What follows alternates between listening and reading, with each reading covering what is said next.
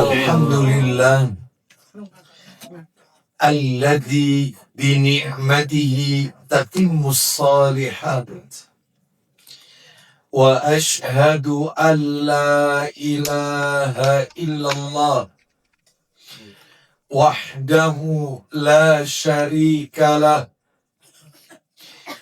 wa ashhadu anna Muhammadan abduhu wa rasuluh.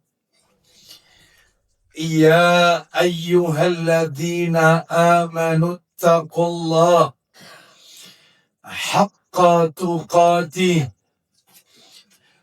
wa la tamutunna illa wa antum muslimun. Amma ba'du.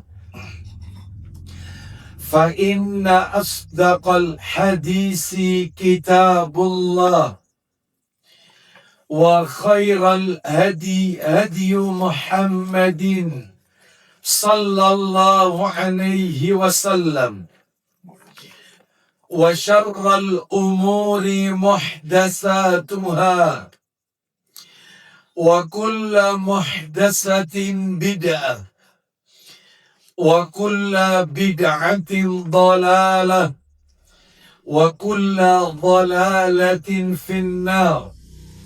Akhwati fillah, ibu-ibu jamaah Majelis Taklim Suraya yang semoga semuanya dimuliakan oleh Allah Subhanahu wa ta'ala. Kepada sahibul bait, semoga Allah Ta'ala melimpahkan karunia rahmat dan barakah pada keluarga dan kediaman beliau. Dan tentunya kami sampaikan terima kasih dan hormat kami kepada segenap pengurus yang berada di bawah Yayasan Suraya Karimah Indonesia, yang semoga semuanya dirahmati oleh Allah Subhanahu wa ta'ala.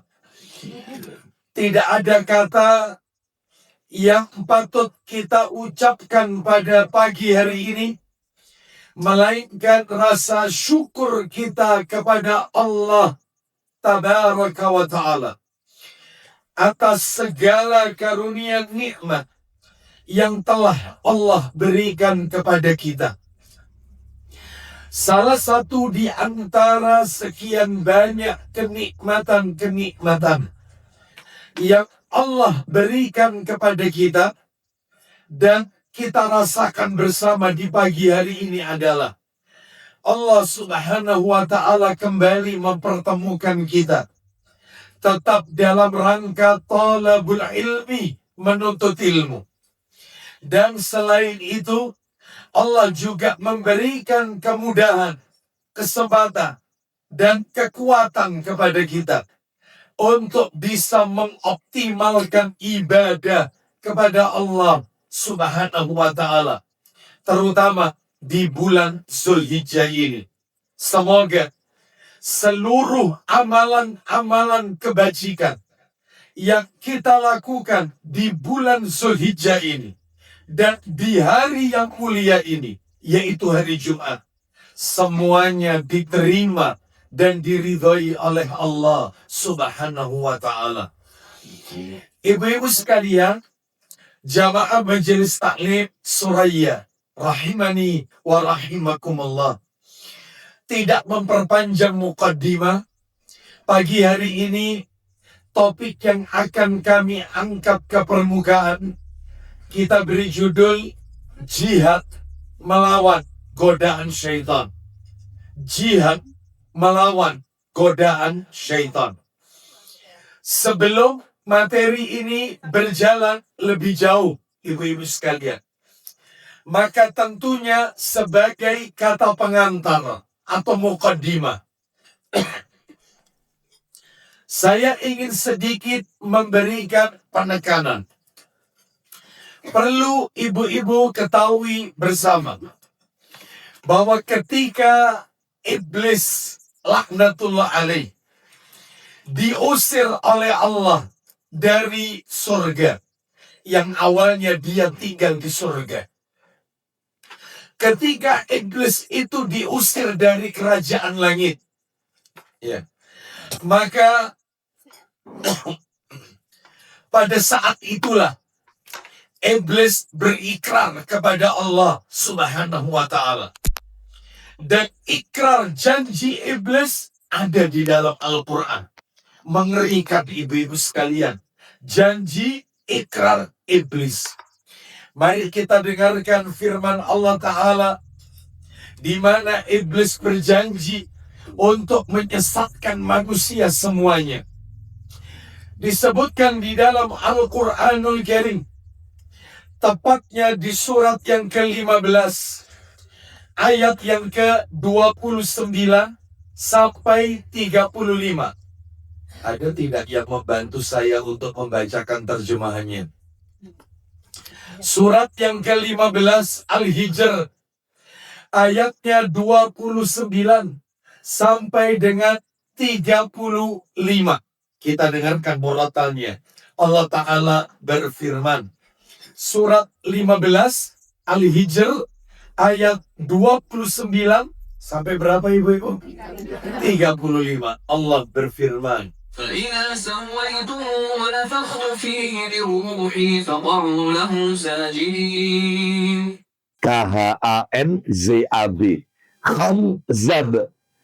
Tugasnya mengganggu orang yang ketika sholat. Khusus ganggu orang sholat. Khusus. Pemutus sholat Anda. Jadi pemutus sholat. Jadi Anda kalau dilalui oleh tiga ini, ibu-ibu kalau sholat, dilalui oleh tiga ini, sholat Anda batal, ulangi lagi. Apa itu? Satu, wanita. Jadi ibu-ibu lagi sholat, dilewati oleh anaknya yang perempuan. Dilewati anak perempuannya. Seret, batal ibu, ulangi lagi sholatnya. Saya sholat, istri saya lewat, batal. Kalau ini mana? Wanita, pemutus sholat. Yang kedua, himar, keledai. Yang ketiga, anjing hitam. Jadi kalau misalnya kita sholat, sebagaimana sempat viral waktu itu di media sosial, ada anjing masuk masjid. Lah anjing itu berwarna coklat agak kekuningan begitu ya. Lalu lewat di depannya soft orang-orang tersebut. Ya. Maka dalam hal ini apakah perlu diulang sholat? Tidak. Karena anjing ini bukan anjing hitam legam. Yang memutus itu yang hitam legam. Ustadz, ada yang tanya, mumpung ini ketemu, kalau anak saya Ustadz atau cucu saya kalau sholat dia mesti di depan saya. Maka katanya para alim ulama berdasarkan hadis Nabi riwayat Abu Dawud, yang memutus sholat itu wanita yang sudah haid. Jadi kalau dia belum haid, maka dia tidak sebagai pemutus. Jadi dilihat anak itu sudah haid tidak atau belum. Haid atau belum? Belum Ustaz, masih balita. Maka dia bukan pemutus sholat. Bisa dipahami ya? Baik. Jadi yang memutuskan sholat tadi ada berapa tadi? 3. Apa saja tadi? Wanita, himar. Himar itu keledai dan anjing hitam. Dan anjing hitam itu jelmaan daripada syaitan. Baik. Bahkan di dalam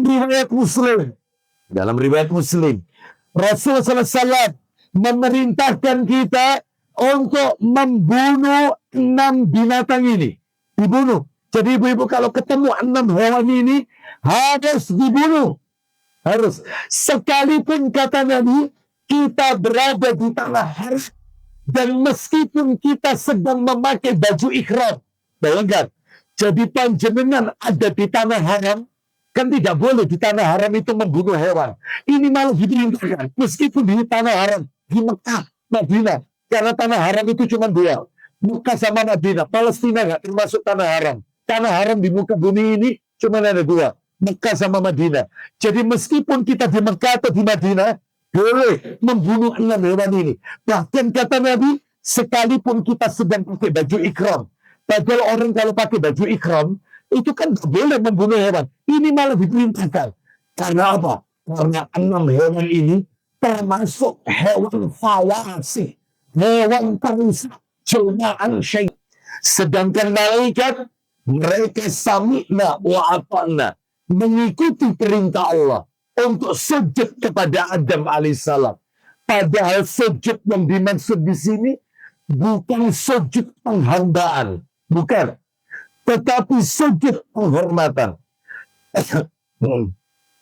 Oleh karena itu, ibu-ibu sekalian, maka pada saat itulah iblis berikrar. Apa ikrarnya? Kita dengarkan ayat berikutnya. Ayat 39 surat Al-Hijr. Nah, kita dengarkan. Surat 15 ayat 39. Allah berfirman. قال رب بما أغويتني لأزينن لهم في الأرض ولأغوينهم أجمعين. Allah berfirman. Surat Al-Hijr ayat 39. Iblis berkata. Nih, ikrarnya iblis. Main-main iblis. Apa kata iblis? Tuhanku, oleh sebab engkau telah memutuskan bahwa aku sesat, aku pasti akan jadikan kejahatan terasa indah bagi mereka di bumi. Lihat kalimatnya. Akan aku jadikan seluruh kejahatan, seluruh maksiat, itu terasa indah dalam pandangan manusia di muka bumi ini. Dan aku akan menyesatkan mereka semuanya. Nah, jadi ibu-ibu sekalian, inilah ikrar iblis. Mereka menjadikan seluruh perbuatan dosa maksiat itu indah dalam pandangan manusia. Khamr itu nikmat. Berjudi itu mantap. Selingkuh itu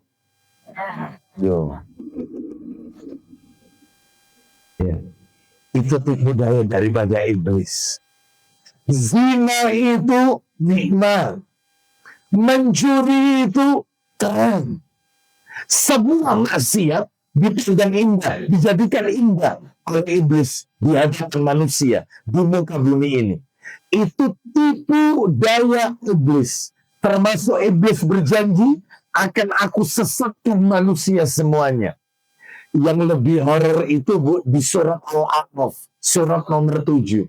Mari kita dengarkan ikrar iblis, surat yang ke-7, Al-A'raf. Ayatnya ayat yang ke surat 7, surat Al-A'raf, ayatnya 16 dan 17. Kita dengarkan. Allah berfirman Al-A'raf, ayat 16 dan 17. Allah berfirman. قال بما أغويتني لأقعدن لهم صراطك المستقيم 17. ثم آتينهم من بين أيديهم ومن خلفهم وعن أيمانهم وعن شمائلهم ولا تجد أكثرهم شاكرين. Allah berfirman. Surat Al-A'raf ayat 16. Iblis menjawab. Ini janjinya iblis. Karena engkau telah menghukum aku tersesat, pasti aku akan selalu menghalangi mereka dari jalanmu yang lurus. Sudah? Kita dengarkan ayat 17-nya.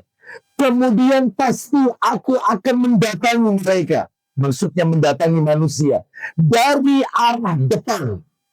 Dari belakang, dari kanan, dan dari kiri mereka. Dan engkau, ya Allah, tidak akan mendapati kebanyakan mereka bersyukur. Saya tanya kepada ibu-ibu, iblis mendatangi manusia dari berapa arah tadi? 4 arah. Yang pertama dari arah, yang kedua, yang ketiga, yang keempat, kiri. Apa maksudnya iblis mendatangi dari arah depan? Godaan iblis dari arah depan. Maksudnya adalah dijadikan manusia itu terlalu cinta kepada dunia. Time is money. Waktu itu adalah uang. Sehingga dia tidak sempat untuk sholat berjamaah di masjid. Dia tidak sempat untuk membaca Al-Quran. hidupnya penuh untuk mencari duniawi. 2 rakaat sholat duha yang tidak butuh waktu lebih dari 5 menit, bahkan nggak sampai 5 menit, nggak sempat dia lakukan. Zikir pagi, zikir petang dia tinggalkan, tahajud dia tinggalkan, semuanya dunia, dunia, dan dunia. Jadi dijadikan orang itu terlalu cinta kepada dunia. Lalu kalau arah depan tidak berhasil, digoda iblis dari arah depan, digoyang iblis dari arah depan, nggak berhasil karena orangnya masih kekeh, dia masih beribadah kepada Allah. Jangan heran dari arah belakang iblis datang. Maksudnya godaan dari arah belakang dijadikan orang itu lupa tentang akhirat. Dijadikan orang itu ragu-ragu tentang hari kiamat. Ragu-ragu, lupa tentang hari kiamat. Sehingga jangan kaget kalau masih ada di masyarakat kita orang-orang yang mengingkari tentang azab kubur. Mereka yang mengatakan azab kubur itu fiktif, azab kubur itu tidak sesuai logika, azab kubur itu bertentangan dengan rasio, akal. Itu dongeng untuk menakut-nakuti orang. Nggak ada, nggak masuk akal. Masa orang telah meninggal dunia, jasadnya sudah dimakan oleh bakteri pengurai, hancur jasadnya, masa bisa nanti dibangkitkan? Nggak masuk akal. Itu dongeng untuk nakut-nakuti orang. Ya ini kena godaan iblis. Sehingga mengingkari tentang azab kubur, mengingkari nikmat kubur, nggak percaya hari berbangkit, nggak percaya akhirat itu kekal, neraka itu fiktif, dan seterusnya. Macam-macam. Jadi ini berarti kena godaan iblis dari arah mana berarti? Lah, ternyata digoyang ke belakang, orangnya masih kekeh, masih bertahan, masih berpegang pada tali agama Allah. Gak usah kaget, iblis gak kekurangan cara. Dia datang dari arah kanan. Saya tanya, kanan itu simbol apa, Bu? Kebaikan. Dimunculkan oleh iblis, orang itu suka riya, suka pamer amal. Iya, kayaknya di majelis taklim Surabaya ini yang paling lengkap bawa kitabnya Me'akut tok kayak. Iya. Yang lain itu tidak ada yang nyatet, cuma saya mulai muncul ujubnya, bangga dirinya. Iya, nulis status EPW Taklim Surabaya. Ya, itu sudah ria, itu sudah. Ya, nulis status lagi. Alhamdulillah 50 bungkus Jumat berkah telah terkirim. Itu godaan dari arah kanan. Dimunculkan orang itu bangga dengan amalnya.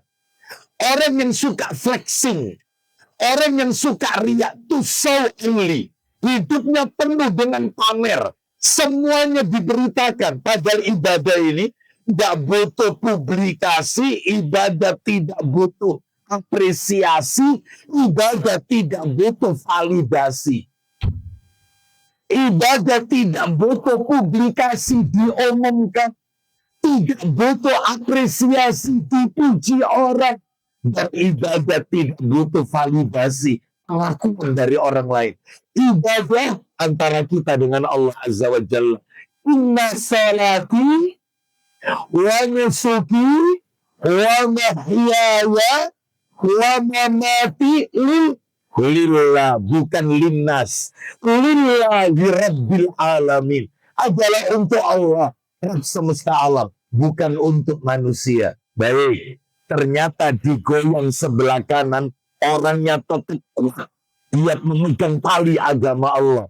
Jangan khawatir, digoda dari arah kiri. Ini terakhir. Apa itu kiri? Kiri itu simbol apa, ibu-ibu? Kejelekan, keburukan yang tadi sempat ibu-ibu singgung. Dijadikan oleh iblis seluruh dosa maksiat terasa indah dengan pandangan manusia. Dibuat yaitu perbuatan zina itu nikmat, korupsi itu nikmat, mencuri itu mantap, berbohong itu nikmat. Semuanya dibuat seperti itu. Saya mau tanya, yang ibu-ibu tadi sampaikan, manusia didatangi iblis dari 4 arah. Yang nggak ada dari arah apa, Bu? Apa? Kenapa? Karena atas adalah rahmat hidayah dari Allah Subhanahu wa ta'ala. Orang itu kalau berpegang teguh pada tali agama Allah, berpegang pada hidayah rahmatnya Allah, mau digoyang ke depan, ke belakang, ditarik ke kanan, taruh ke kiri, maka dia tidak akan mudah terpengaruh oleh godaan iblis. Oleh karena itu ibu-ibu sekalian, maka perlu kiranya pagi hari ini saya menyampaikan tentang jihad melawan godaan syaitan. Tapi sebelum saya masuk ke sana, maka perlu ibu-ibu ketahui tentang 4 makhluk gaib. 4 makhluk gaib. Yang 4-empatnya ini menyesatkan manusia.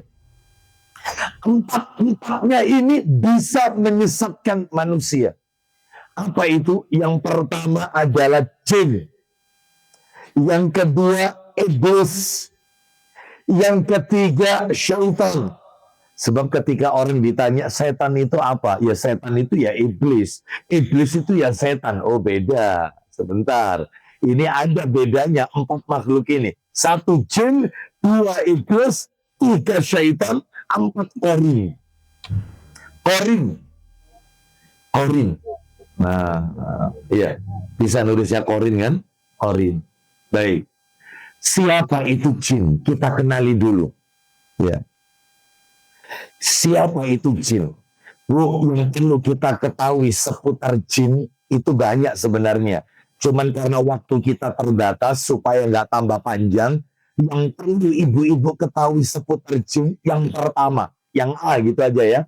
Yang pertama seputar jin. Yang nomor 1 jin dulu. Yang A adalah jin itu tercipta dari api. Jin itu tercipta bahan bakunya dari api. Lu berarti seperti iblis ya, sama. Jin itu dari api. Mana dalilnya? Kalau jin itu dari api, dalilnya adalah disebutkan di surat yang sama, surat Al-Hijr, masih di surat Al-Hijr. Surat nomor 15, ayatnya 27. Allah berfirman, Al-Hijr ayat 27. Pendek ayatnya. Allah berfirman, Allah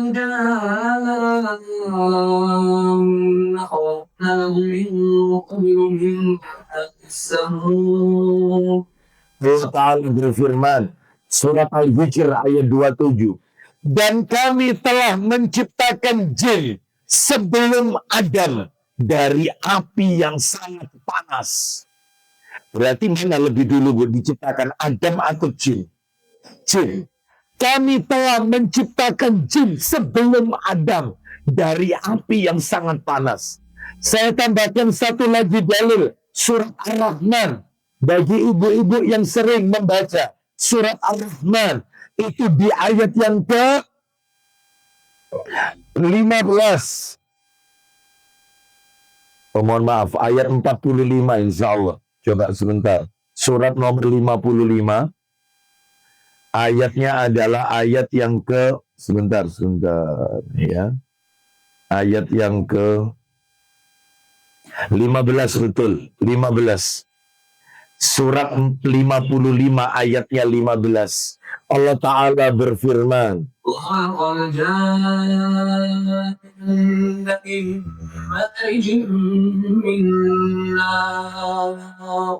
Allah Ta'ala berfirman, surat Ar-Rahman ayat 15. Dan dia menciptakan jin dari nyala api tanpa asap.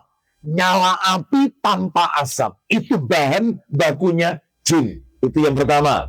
Yang kedua seputar jin. Yang B. Jin itu ada 2 ibu. Ada jin muslim, ada jin kafir. Ada jin itu 2. Ada jin Islam, ada jin kafir. Jadi seperti manusia, ada orang itu yang muslim dan ada orang itu yang kafir. Ada. Lalu itu di mana? Surat Al-Jin. Coba dibuka surat Al-Jin. Surat nomor 72 Al-Jin. Ayatnya ibu-ibu sekalian ayat yang ke-14. Surat Al-Jin ayat 14. Mic-nya masih belum bisa? Belum bisa ya? Saya bacakan aja. Allah berfirman, Al-Jin ayat 14. وأن منا المسلمون وإنا القاسطون فمن أسلم أولئك له رشدا. Allah Ta'ala berfirman, surat Al-Jin ayat 14. Dan di antara kami jin, ada yang Islam. Loh, jelas sekali. Dan di antara kami dalam kurung jin, ada yang Islam. Dan ada yang menyimpang dari kebenaran. Maksudnya selain Islam. Lalu dilanjutkan, siapa yang Islam? Siapa jin yang Islam? Maka mereka itu telah memilih jalan yang lurus. Sedangkan yang selain Islam, mereka tidak memilih jalan yang lurus. Baik, itu yang nomor berapa tadi? Seputar jin. 2. Yang ketiga, jin sekarang. Seputar jin. Masih jin. Jin Islam dibagi 2. Jin Islam dibagi 2. Ada jin Islam yang taat, ada jin Islam yang tidak taat. Jadi yang mirip kayak kita. Ada orang itu yang Islamnya Islam yang taat. Ada Islamnya Islam KTP. Iya. Ada Islam yang taat. Ada Islam itu yang belunat. Apa belunat itu? Saya tanya sama ibu-ibu. Ada nggak orang Islam itu yang setelah Jumatan mencuri sandal orang? Ada nggak orang Islam itu yang makan riba? Ada orang Islam itu yang dia berjudi? Ada. Orang Islam mengaku Muslim, tetapi dia melakukan dosa, maksiat. Ya kayak begini nih. Ada jin yang taat, ibadah, Masya Allah. Ada jin yang tidak. Berarti Pak Ustadz, jin yang taat itu juga masuk surga. Iya. Ayatnya di Quran, jin itu yang masuk surga. Ada yang masuk surga, ada yang masuk neraka. Sekarang saya tunjukkan dalil jin itu ada 2, ada yang muslim, ada yang tidak muslim, ada yang muslim yang taat, ada muslim yang tidak taat. Suratnya sama, surat Al-Jin sama, ayatnya 11. Kalau tadi ayat 14, ibu-ibu tulis tadi, itu jin muslim, jin kafir. Kalau ini yang ayat 11, jin muslimnya dibagi 2. Muslim yang taat sama jin muslim yang tidak taat. Kita dengarkan ayat 11-nya. Allah Ta'ala berfirman.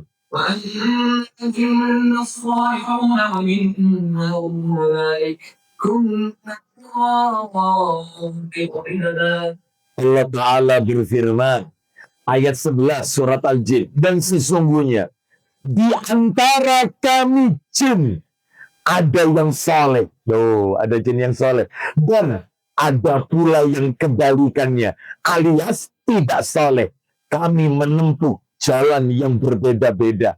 Ini loh firman Allah. Kami jin menempuh jalan yang berbeda-beda. Ada yang mengikuti jalan yang lurus, masuk ke surga.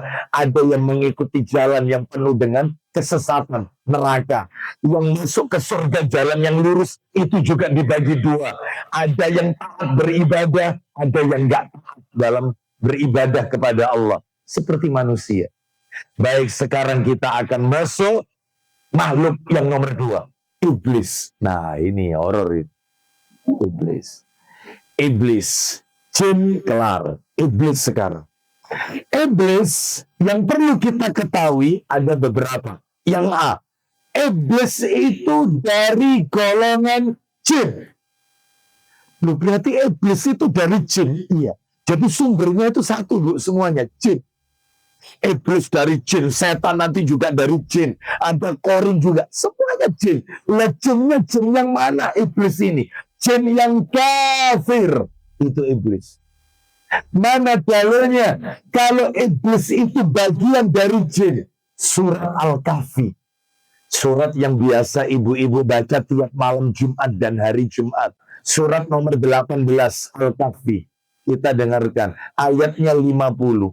Surat Al-Kahfi ayat 50. Allah Ta'ala berfirman. Ya, Al-Kahfi ayat 50.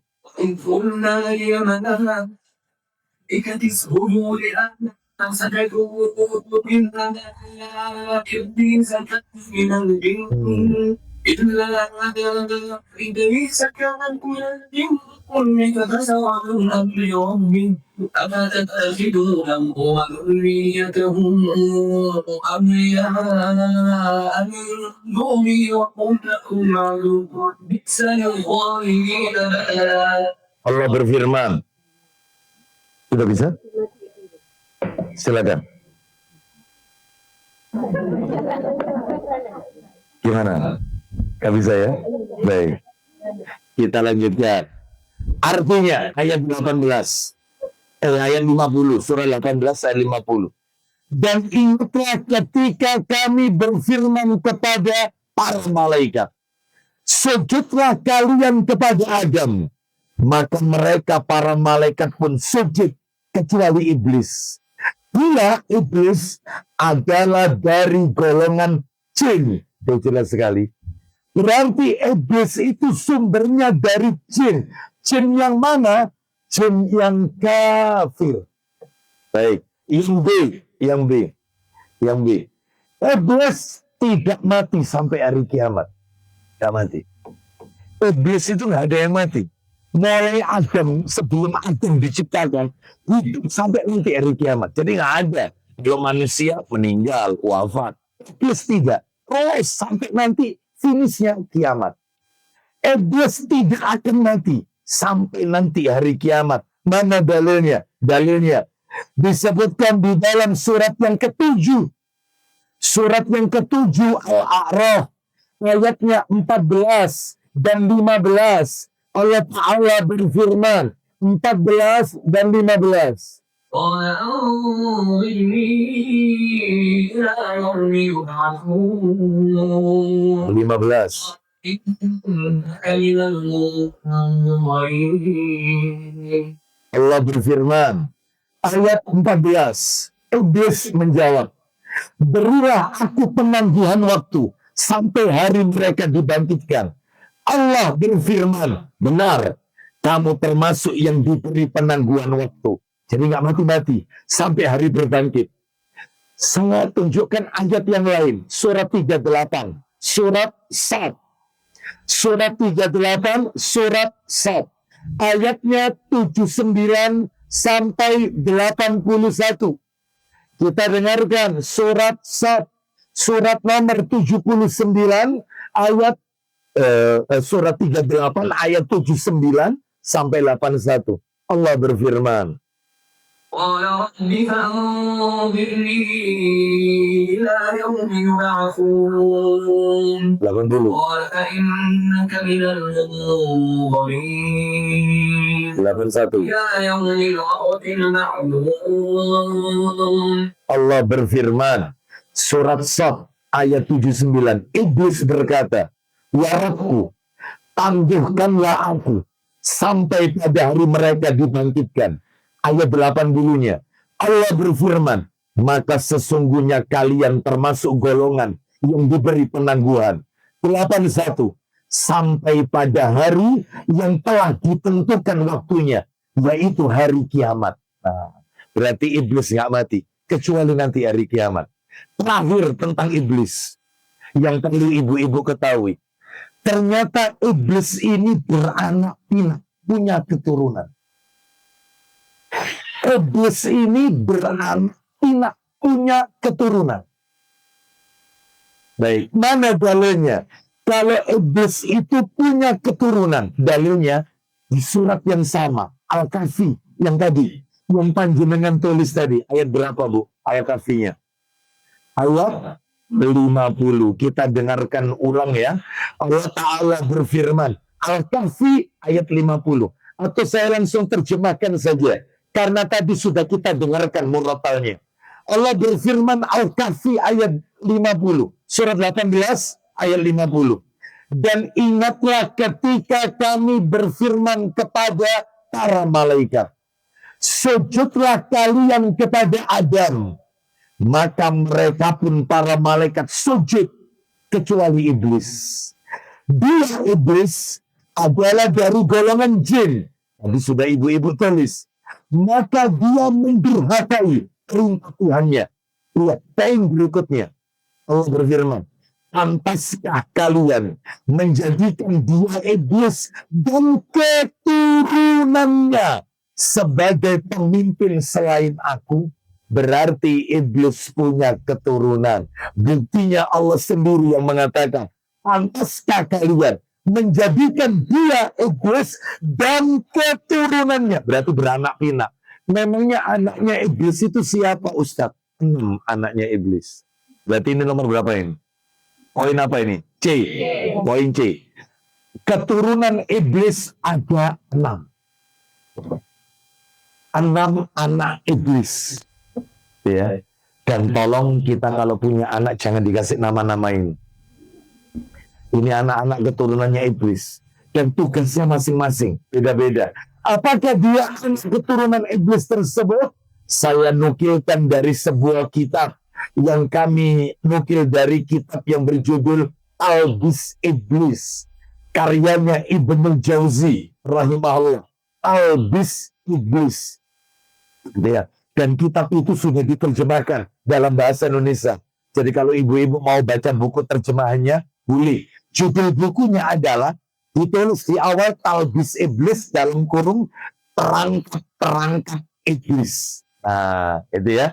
Dan di situ bagus sekali. Bahkan saya punya judul kajian, kalau nggak salah di YouTube mungkin sudah ada mungkin ya. Kalau memang sudah diupload oleh teman-teman. Saya punya judul kajian, saya sampaikan di majelis taklim di Surabaya. Judulnya adalah Kurikulum Vitae of Iblis. Jadi data diri iblis. Kesukaan iblis itu apa? Makanannya. Terus iblis itu punya kekasih. Dia punya orang yang paling dia cintai. Siapa? Kekasih iblis. Nah, insya Allah di lain kesempatan aja ya. Jangan sekarang. Nanti tambah panjang ini ya. Yang penting panjenengan tahu sepintas saja tentang iblis. Ya. 6 anak keturunan iblis. Siapa tadi ya? Nomor 1, Sabr namanya. Sabr. Jadi pakai sa. T-S-A-B-R. Sabr. Bukan sober ya. Bukan sabar, sober. Kalau sober itu pakai sot. Artinya sabar. Ini enggak sabar. T-S-A-B-R. Sabar.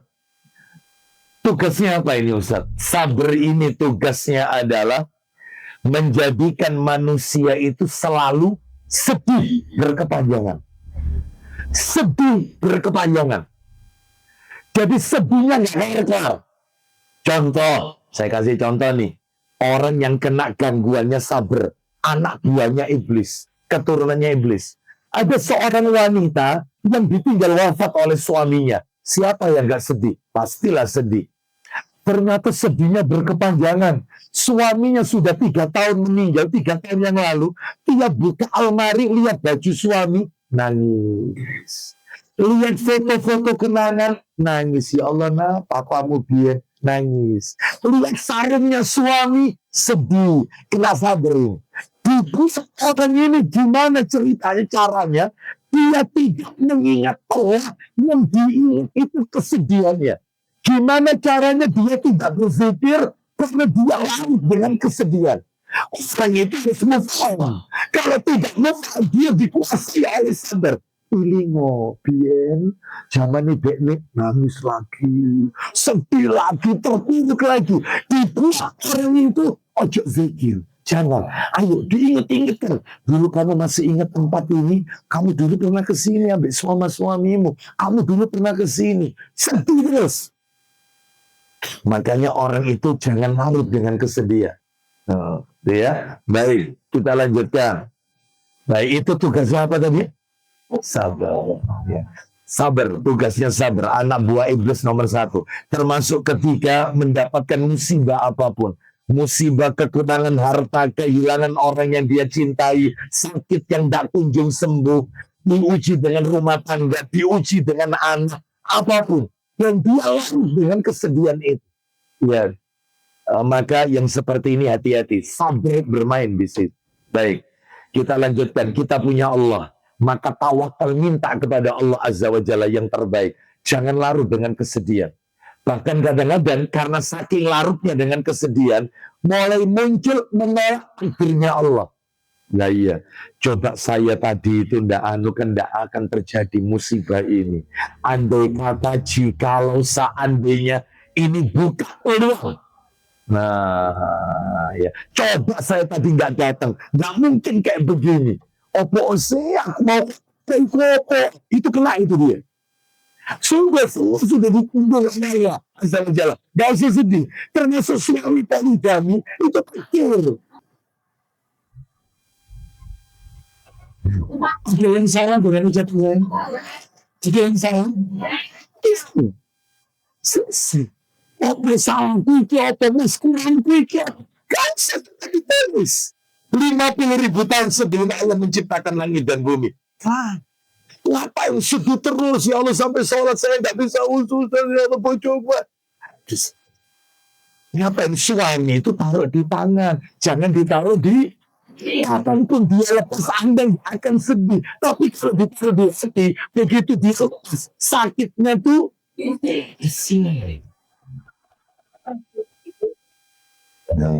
Senang saya kalau sudah terkes ini semua ini. Alhamdulillah. Ya, baik kita lanjutkan. Jadi jangan larut sama kesedihan ya. Move on ya. Nah, insya Allah. Lanjut nomor 2. Anak buah daripada iblis. Yang pertama sabar. Yang kedua akwar. Akwar. Bukan semua dulu ya. Akwar. Ya, akwar. Ada ain ya. Akwar. Ya, akwar. Apa tugasnya akwar ini? Nah, akwar ini tugasnya, na'udzubillah, dia membuat orang itu suka mengarah kepada perbuatan zina. Contoh, zina mata, zina telinga, zina lisan, zina tangan, zina kaki, zina hati. Maksudnya Ustaz, zina mata. Tiap apa yang dia lihat, maka arahnya itu kepada zina. Buka media sosial, buka TikTok atau YouTube. Ternyata di situ terlihat ada aurat yang tidak halal untuk dia lihat. Haram. Ternyata semakin dipencet, semakin horor yang keluar. Ya. Terus dia itu ya, dijadikan dia suka ingin melihat itu. Zina telinga, yaitu ingin mendengar yang jorok-jorok. Jadi kayak mendengar hal yang arahnya ke zina. Itu senang dia. Itu kena aur. Ada zina lisan, ucapannya itu selalu mengarah kepada yang jorok-jorok. Ada zina tangan, menyentuh. Ada zina kaki, maksiat, lokalisasi. Ada zina hati, hatinya melakukan perbuatan itu. Ya. Dan yang terakhir, zina, maaf, kemaluan. Tinggal menuruti apa kata hatinya. Kalau sudah matanya kuat, telinganya, lisannya, tangannya, hatinya kuat, kakinya, maka yang satu ini adalah zina farji. Tinggal eksekusinya ada di sini, terakhir di sini. Na'udzubillah min dzalik. Oleh karena itu, jadi dia yang mengarahkan manusia ini arahnya ke sana. Lihat tetangga, ternyata rumput tetangga jauh lebih hijau dari rumput halaman rumah sendiri. Nah, kayak gini nih. Ya, seperti itu. Termasuk laki-laki yang iseng suka godain perempuan kalau lewat. Assalamualaikum. Assalamualaikum. Kena zina mata dia. Dia kena akwar matanya. Terus wanita itu menyahut. Waalaikumsalam. Ya, enak suaranya. Kena zina ini dia. Ya, lalu dia pengen tahu rumahnya. Nanti tinggal di mana? Ya, zina. Hati-hati, ya. Hatinya sudah pengen itu. Sudah pengen. Itu kena aumar dia. Ya. Lebih baik kau nikah. Yang jantung nggak bisa begini. Anda misalnya datang ke rumahnya, langsung bilang sama ayahnya, saya suka dengan putri Anda, saya berniat nazar dan saya berniat yaitu untuk menikahi putri Anda. Diterima, alhamdulillah tidak, maka masih banyak yang lain. Daripada melakukan perbuatan-perbuatan seperti itu. Baik, surat-suratan, banci yang kayak gini. Yang paling bagus surat-suratan. Ya. Seperti itu, gue. Ya, itu gentle itu. Ya, baik kita lanjutkan. Baik, tiap Februari kirim coklat, kirim bunga, banci. Ya, kita lanjut nomor 3. Ada anak buah iblis namanya Miswato. Miswato berarti belakangnya karena tok berarti belakangnya tulisannya TH. Miswath, Miswato. Ya, MISWATH, Miswato. Bagaimana ini Miswat ini? Menyebarkan gosip. Ya, Miswat menyebarkan gosip. Hati-hati. Nggak ada kan di sini? Aku kata cerita, tapi udah ngomong-ngomong. Ya, jangan ngomong-ngomong. Ya amanatin. Iya. Gini bulan A, bla bla bla bla bla. Orang ini bulan lagi. Aku dengar katanya, tapi udah ngomong-ngomong.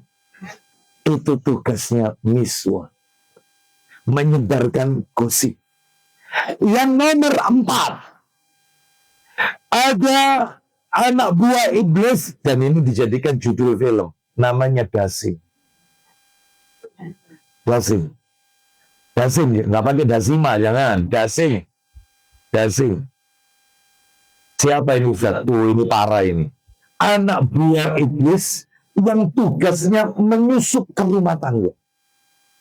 Tugasnya. Gimana caranya suami itu sudah tidak suka dengan istrinya. Istri sudah benci dengan suaminya. Bagaimana caranya suami mengucapkan kata talak. Bagaimana caranya rumah tangga ini berakhir di meja hijau alias perceraian. Itu tugasnya Dasim. Istri sudah bersusah payah berpenampilan yang terbaik, melayani suami dengan pelayanan terbaik. Apa yang diinginkan suami semua sudah dilakukan oleh istri, tapi tetap salah di mata suami. Itu tugasnya Dasim. Dibikin suami nggak betah tinggal di rumah. Padahal istrinya nggak cerewet. Istrinya lemah lembut. Gimana caranya istri benci dengan suaminya atau tidak suka dengan suaminya? Itu Dasim. Gimana caranya istri dibuat oleh iblis, anak keturunannya ini suka membanding-bandingkan suaminya dengan suami laki-laki yang lain. Masuk mas kamu nggak bisa, masa mas kamu kena dia masuk di situ, menyusupnya di situ. Ya. Sehingga dia tidak pandai bersyukur atas pemberian suami, suka membentak. Kalau dinasihati dia tidak pernah mendengarkan kata-kata suami. Ya, tapi di sini nggak ada. Majelis Talim Suraya ini wanita soleha semuanya. Di sini, ini kalau dinasihati suami, sami'na wa ata'na, asalkan nasihatnya tidak bertabrakan dengan Al-Quran dan As-Sunnah. Ya ini tidak. Ini wanita di luar Suraya. Kalau dinasihati oleh suaminya, kamu kalau keluar rumah jangan memakai harum-haruman. Aku pernah dengar di pengajian katanya Pak Ustadz, wanita kalau keluar rumah aroma wanginya menyerba, maka wanita itu tanda kutip, seperti layaknya wanita pelacur. Hadisnya sahih. Maka kamu kalau di rumah nggak apa-apa, kalau keluar rumah jangan. Apa kata Riza? Terus benar. Ada istri model kayak gini. Ini kena Dasim. Ya, istri yang baik sami'na wa ata'na. Ya, baik. Terus yang kelima, zat nabur. Wah, ini parah. Zat nabur. Ya, anak buah iblis yang satu ini tugasnya penguasa mall. Penguasa pasar. Yang namanya pasar macam-macam. Ada pasar modern, ada pasar tradisional, ada pasar kering, ada pasar basah, bahkan ada pasar online. Nah, itu tugasnya. Jadi kalau ada orang waktunya dipakai untuk buka Shopee, terus masukkan keranjang, nanti keranjangnya kalau penuh habis ganti lagi, gak dicekot-cekot ini masuk keranjang terus. Ya, uang taklim gini aja masih buka, ya, buka nanti masuk keranjang, nanti cekotnya di masjid, nggak boleh loh itu. Itu termasuk jual beli loh dalam masjid, nggak boleh. Ya, masukkan keranjangnya di rumah, ceknya di dalam masjid. Atau pesen ojek online, yaitu di masjid. Nggak boleh loh itu, harus keluar dari wilayah masjid. Karena di situ nanti akan terjadi transaksi dan seterusnya. Baik, kita lanjutkan. Jadi zak nabur tadi tugasnya apa? Penguasa. Dan nggak orang itu masuk mall ketika mall belum buka. Keluar mall, mall sudah tutup. Maka nggak beli apa-apa, cuma ngecek harga. Ini berapa, ini berapa. Ini keterlaluannya kayak gini, kena zak nabur. Yang terakhir nomor 6. Lah ini. Ada tugas daripada anak buah iblis. Namanya adalah anak keturunan iblis. Yang keenam, Khanzab. Khanzab. Khanzab. Khanzab. Tugasnya mengganggu orang yang ketika sholat. Khusus ganggu orang sholat. Khusus. Ibu-ibu pernah nggak ketika sholat Allahu Akbar kayak kuno kan dulu. Kenal? Padahal sebelum sholat dia nggak ingat. Tapi begitu sholat diingatkan. Yang kedua Allahu Akbar. Masa obat ini nih kulkas ada apa ya? Rawon kurang rawon. Karena keluar rawon. Ya, sop is bosan bendino sop. Ya, subuh wis mari mau isu di Suraya. Karena baunya sudah sampai sini tadi. Ya, sudah. Ini makan malam apa ya? Dan seterusnya ya, macam-macam. Ya, sehingga ketika dia berdiri rakaat berikutnya, ya Allah ini rakaat keberapa ini? Lupa. Dibuat orang lupa. Lupa jumlah rakaat. Ada juga pernah tidak ibu-ibu ketika salat Allahu Akbar. Setelah waladhdallin amin al-Fatihah Bismillahirrahmanirrahim. Wal asr innal insana lafi khusr illa alladhina amanu wa amilus salihati falahum ajrun ghairu mamnun fama yukadzibuka. Masuk sah. Allahu Akbar. Watini waszaitun wa turi sinin sampai laqad khalaqnal insana fi summa radadna wa asfala illa alladhina amanu wa amilus salihati wa tawasaw bil tawasaw. Pernah mendengar begini? Itu tugasnya Khanzab. Allahu Akbar. Wadduha wal laili idza saja ma wadda'aka rabbuka wa ma qala walal akhiratu khairu wa abqa. Sampai terakhir ya, apa ini surat apa itu, Al-A'la ya, surat masuk ke Al-A'la sampai perasaan tadi baca itu yang keempat lebih parah lagi. Qul ya ayyuhal kafirun la a'budu ma ta'budu wala antum abiduna ma a'budu lakum dinukum wala ana abidun ma wala antum abiduna ma lakum dinukum. Muter nggak keluar. Pernah yang ini? Kalau sering harus dirikia. Itu godaan daripada konsep.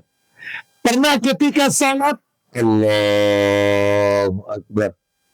Iya, selalu terus. Padahal sebelum sholat dia nggak ngantuk, dibuat ngantuk. Pernah? Aku bisa putus tugas. Ada lagi orang sholat seperti ini. Mungkin ibu-ibu pernah ngalami atau pernah melihat orang seperti ini. Allahu Akbar. Melirik kanan, melirik kiri. Bagaimana caranya orang itu tidak melihat ke tempat sujud? Gimana caranya orang itu suka menoleh? Itu yang namanya kata Nabi ikhtilas, sambaran amalannya syaitan. Jadi orang itu dibuat nggak fokus ke tempat sujud ke arah kiblat, dibuat ke arah yang lain. Sampai kapan gitu tugasnya Khanzab. Oh luar biasa. Iya, iblis ini anak buahnya. Oleh karena itu ini adalah 6 daripada anak buah iblis. Iblis lewat masuk syaitan sekarang. Syaitan. Siapa syaitan ini? Syaitan ini yang pertama, pekerjaannya selalu mengajak pada perbuatan jahat. Jadi syaitan itu ibu-ibu sekalian, tugasnya itu selalu mengajak kepada perbuatan jahat. Mana dalilnya? Kalau setan itu selalu mengajak kepada perbuatan yang jahat. Dalilnya Al-Baqarah. Surat nomor 2 Al-Baqarah, ayatnya ayat yang ke-169. Al-Baqarah 169. Allah Ta'ala berfirman, إنما يأمركم بالسوء والفحشاء تقولوا على الله ما لا تعلمون. baik, kita lanjutkan. Kita ada terjemahannya. Sesungguhnya syaitan itu hanya menyuruh kalian agar berbuat jahat dan keji. Keji ini maksudnya adalah zina. Dan mengatakan apa yang tidak kamu ketahui tentang Allah. Jadi setan itu tugasnya menyuruh kita melakukan perbuatan yang jahat. Makanya syaitan itu tidak terbatas pada golongan jin saja. Loh, setan ini berarti dari golongan jin. Iya. Iya. Mana dalilnya?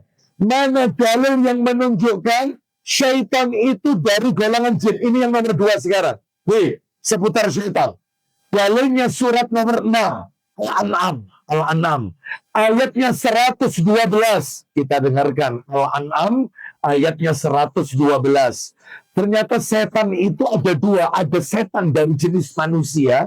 Ada setan dari jenis jin. Setan dari manusia, setan jin. Ada. Mana dalilnya? Dalil. Al-An'am 112. Allah berfirman. وكذلك جعلنا لكل نبي عدوا شياطين الإنس والجن يوحي بعضهم إلى بعض زخرف القول غرورا ولو شاء ربك ما فعلوه. Baik, silakan. Fadarhum wa ma yaftarun. Halo, belum bisa juga? Nggak bisa ya? Ibu tiup-tiup dari tadi nggak bisa ya? Baik, kita lanjutkan. Saya bacakan. Dan demikianlah untuk setiap nabi kami menjadikan musuh yang terdiri dari syaitan manusia dan jin.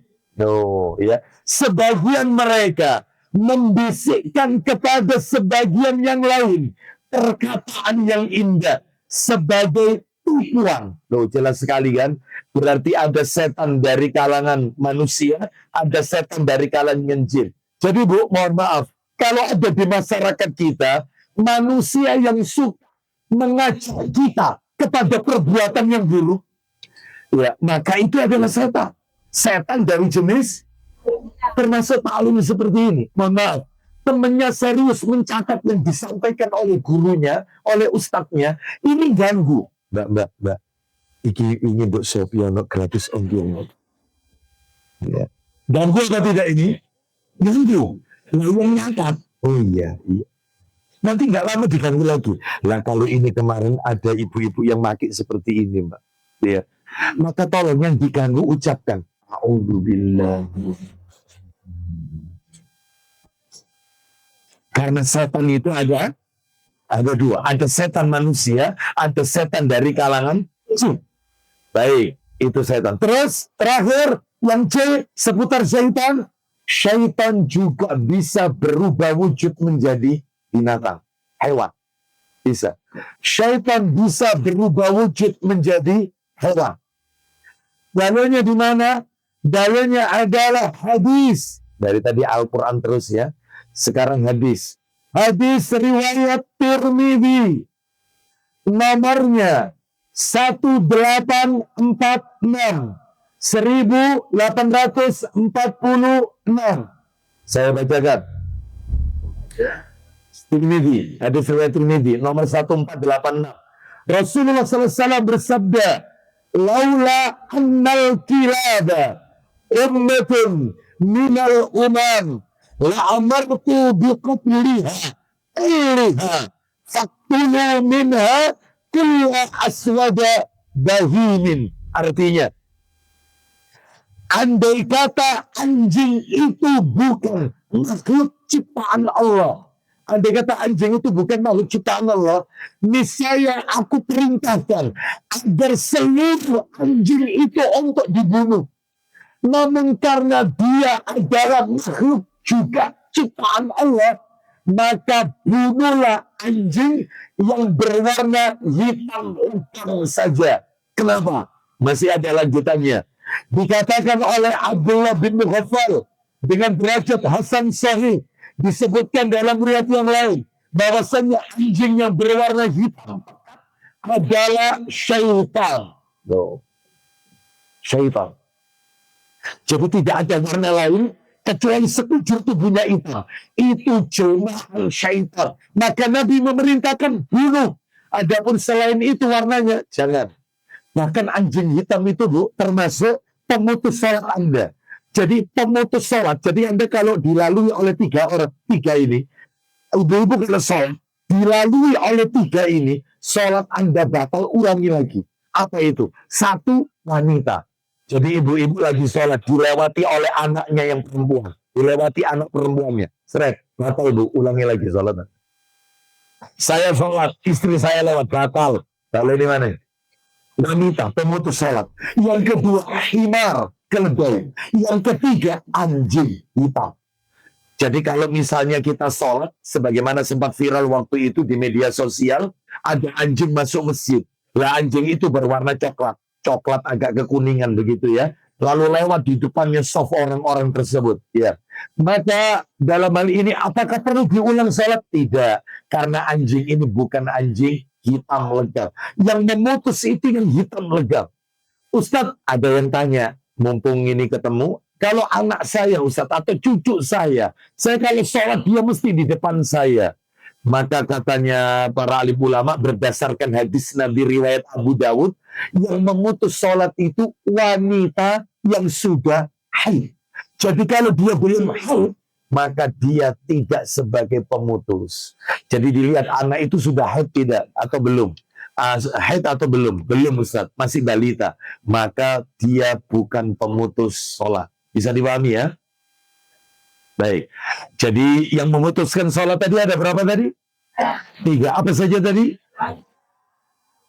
Wanita, himar. Himar itu keledai dan anjing hitam. Dan anjing hitam itu jelmaan daripada syaitan. Baik. Bahkan Bu, bahkan di dalam riwayat Muslim, Rasulullah SAW memerintahkan kita untuk membunuh 6 binatang ini. Dibunuh. Jadi ibu-ibu kalau ketemu 6 hewan ini harus dibunuh. Harus. Sekalipun kata Nabi, kita berada di tanah haram dan meskipun kita sedang memakai baju ihram. Bayangkan. Jadi panjenengan ada di tanah haram, kan tidak boleh di tanah haram itu membunuh hewan. Ini malah diperintahkan. Meskipun di tanah haram, di Mekah, Madinah. Karena tanah haram itu cuma 2. Mekah sama Madinah. Palestina nggak termasuk tanah haram. Tanah haram di muka bumi ini cuma ada 2. Mekah sama Madinah.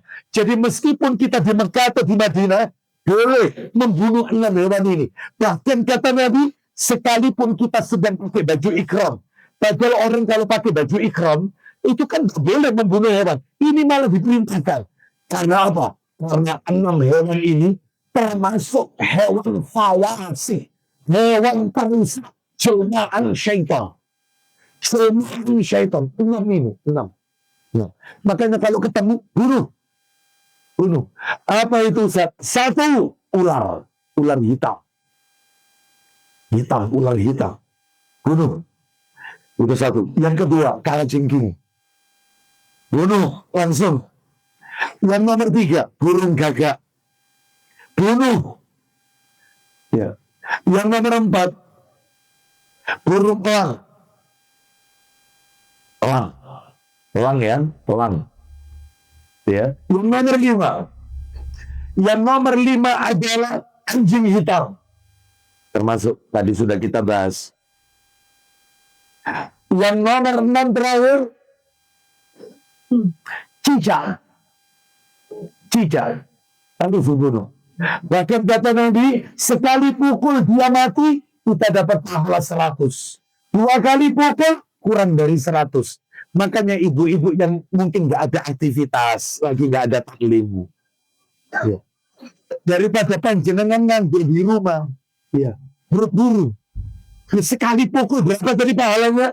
100. Seperti itu. Ya. Daripada ibu-ibu nggak ngapa-ngapain, ya, mending cari pahala, manfaatkan. Nah, seperti itu ya. Baik. Jadi hewan 6 tadi itu, 6 hewan tadi termasuk hewan apa tadi? Fawasiq, hewan perusak. Mereka apa yang tadi 6 tadi itu termasuk jelmaan syaitan. 6 hewan tadi. Oh iya, tambah 1 lagi, maaf, tikus. Maaf. Berarti 7 tikus. Harus dibunuh. Ini malah tidak melihara hamster. Oh, hamster? Hamster itu satu spesies sama tikus. Maka bunuh. Kalau marmut, satu spesies dengan apa? Marmut. Kelinci. Beda. Marmut biarin. Kalau hamster, maka itu tikus, satu spesies. Sama seperti kambing, tokek sama. Nah, cicak. Ya, sama. Kenapa disebut hewan perusak cicak ini? Karena saat Nabi Ibrahim alaihissalam dibakar oleh Raja Namrud, ya, maka binatang satu-satunya binatang yang dia meniup-niupkan, menjilat-jilatkan lidahnya, menghembus-hembuskannya itu ke dalam api, ya cuma cicak ini, supaya api itu mengena ke tubuh Nabi Ibrahim alaihissalam. Maka bunuh, ini hewan perusak ini. Ya, seperti itu. Baik, kita lanjutkan. Sekarang nomor terakhir, makhluk orin. Nah, ini bahaya. Siapa lagi nih Ustaz? Jin sudah, iblis sudah, setan juga sudah, sumbernya dari jin semua. Lah yang nomor 4, orin. Siapa korin ini? Yang A. Korin ini adalah jin yang ditugasi untuk mendampingi manusia. Jadi dia itu ikut kita kemana saja. Ikut kita. Dia baru lepas dari tubuh kita saat kita lazat sakaratul maut, meninggal, lepas dia. Lepas. Jadi itu ya bayi lahir, nggak ngerti apa-apa, orang masuk. Ada. Bahkan sahabat bertanya, nanti saya akan bacakan hadisnya. Sahabat bertanya, apakah dalam tubuh Anda juga Rasulullah? Di dalam diriku ini ada orangnya. Cuma dia tunduk dengan apa yang aku perintahkan. Sehingga dia tidak bisa menggoda aku. Nah, kita bukan nabi, bu, masalahnya. Kita ini bukan rasul. Jadi nabi itu Nabi katakan, di dalam diriku juga ada orinya. Jadi dia nempel di setiap orang. Dan dia akan lepas saat orang itu menghembuskan nafas terakhir. Lepas dia. Nah, nanti tergantung kekuatan yang mana. Makanya kemarin ada jamaah kita bertanya bagus, Ustaz. Saya itu Ustaz, seringkali dalam diri saya muncul bisikan-bisikan. Kadang bisikannya itu baik, kadang ngawur Ustaz bisikannya. Kadang itu bisikannya itu gini Ustaz. Kamu hari ini belum sholat duha loh. Ini jam 10. Apa yang kamu lakukan? Duha itu cuma 2 rakaat. Ambil air wudhu, sholat tidak sampai 5 menit. Kadang gitu Ustaz. Kadang ingatkan saya, kamu belum baca Quran loh. Hari ini, kamu apa beratnya sih? Baca 5 ayat, 10 ayat. Setelah itu tutupin aktivitas, lanjutkan. Seperti itu. Baca Al-Quran tiap hari. Akhirnya saya baca Ustaz. Ustaz ada yang ngawur. Yaitu arahnya itu ke arah yang maksiat Ustaz. Nah, saya ingin tanya, ini mana yang bisikan yang baik malaikat atau bisikan syaitan? Ya jawabannya adalah, kalau bisikannya itu bisikan yang baik, itu bisikan dari malaikat. Mengingatkan kita yang baik-baik. Tapi kalau itu bisikannya yang arahnya kepada maksiat, Itu datangnya dari yang satu ini. Apa namanya? Korin. Baik, mana dalilnya? Ayo yang A. Jadi korin ini apa tadi? Jin yang ditugasi untuk mendampingi manusia. Mana dalilnya? Dalilnya hadis riwayat Muslim, Sahih Muslim. Sahih Muslim. Nomornya 2814. 2814. Kami bacakan. Rasulullah sallallahu alaihi wasallam. Ya, ini hadis dari Abdullah bin Mas'ud radhiyallahu an. Dia berkata, Rasulullah sallallahu alaihi wasallam, beliau bersabda, "Ma minkum min ahadin illa waqad wukkila bihi qarinuhu." Loh, qarinuhu minal jinni. Qalu wa iyyaka ya Rasulullah, ya Rasulullah. Qala wa iyaya illa annallaha a'anani alaihi fa aslama fala ya'muruni illa bi khairin. Artinya, Rasulullah SAW bersabda, tidaklah seseorang dari kalian melainkan dikuasai pendamping dari kalangan jin. Pendamping dari kalangan jin. Mereka para sahabat bertanya, apakah Anda juga, wahai Rasulullah, memiliki pendamping dari kalangan jin, yaitu korin? Beliau menjawab, aku juga. Hanya saja Allah menolongku, melahirkannya hingga ia masuk Islam. Dan ia hanya memerintahkan kebaikan kepadaku. Jadi aku selalu, yaitu bisikan-bisikannya yang baik-baik. Nggak ada bisikan yang jahat. Ini menunjukkan kepada kita setiap orang. Nabi ada di pendampingnya yaitu korin, tetapi mereka tunduk dengan perintah Allah dan Rasulnya SAW. Baik. Nah, sekarang kita lanjutkan yang B. Yang B. Ya. Yang B. Korin ini nanti di hari kiamat, dia akan bertengkar dengan manusia. Korin ini di hari kiamat akan bertengkar. Jadi manusia akan nyalahkan korin. Aku masuk neraka ini gara-gara dia, ya Allah.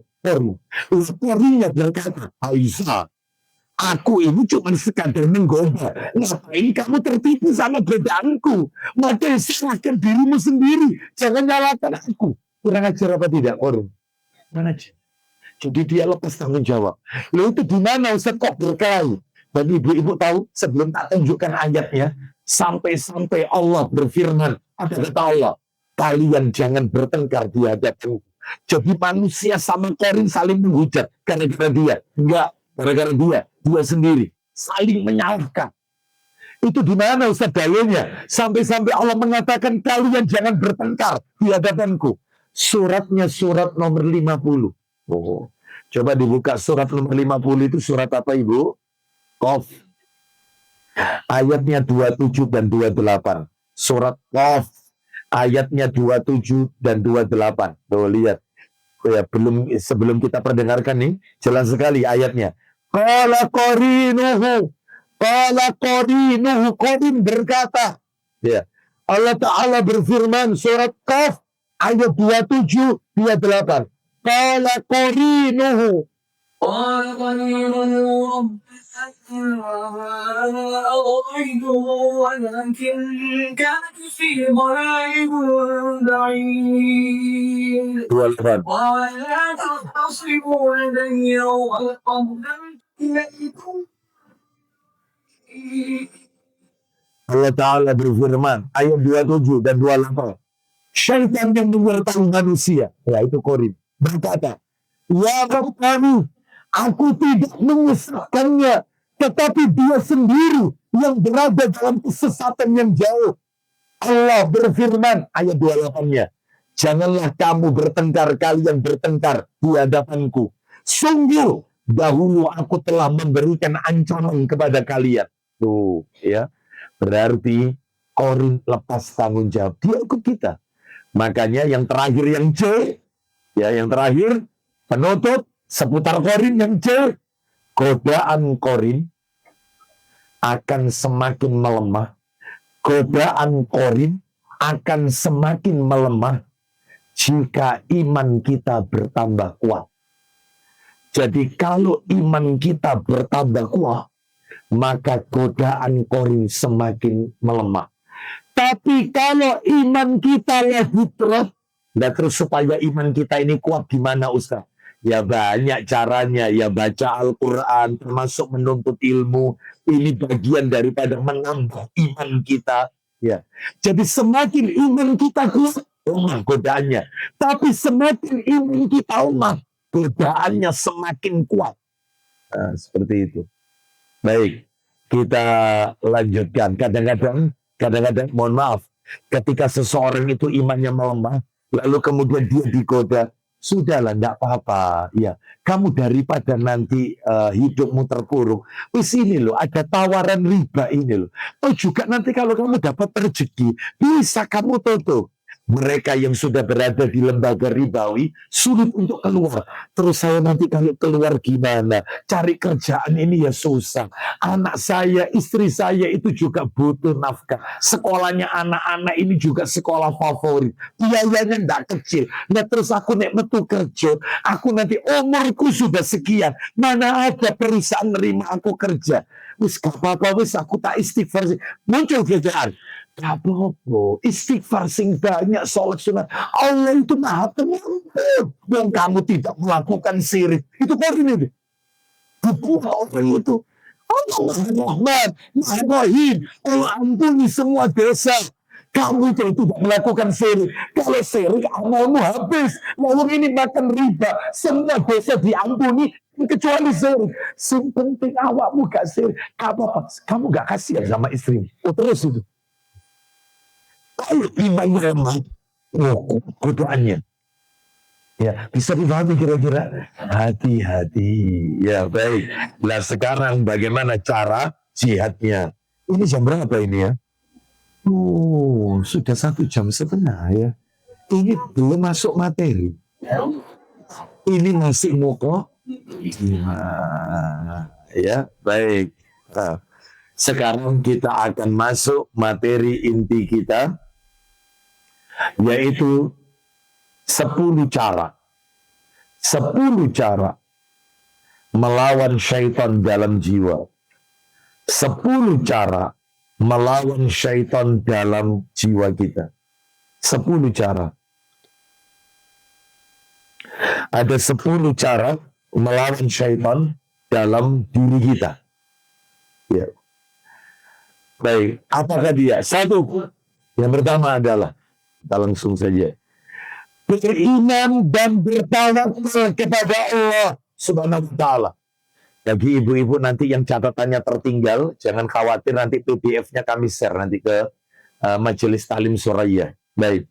Nomor 1, beriman dan bertawakal kepada Allah Subhanahu wa Ta'ala. Berarti maksudnya beriman, mentauhidkan Allah dan bertawakal kepada Allah Azza wa Jalla. Mana dalilnya? Dalil. Coba dibuka surat nomor 16. 16 itu surat apa? An-Nahl. Ayatnya ayat 99. Surat 16 ayat 99. Allah Ta'ala berfirman, An-Nahl ayat 99. Innahu laysa lahu sultanun 'ala alladziina aamanu rabbihim yatawakkalun. Baik, kita dengarkan. Allah berfirman, An-Nahl ayat 99.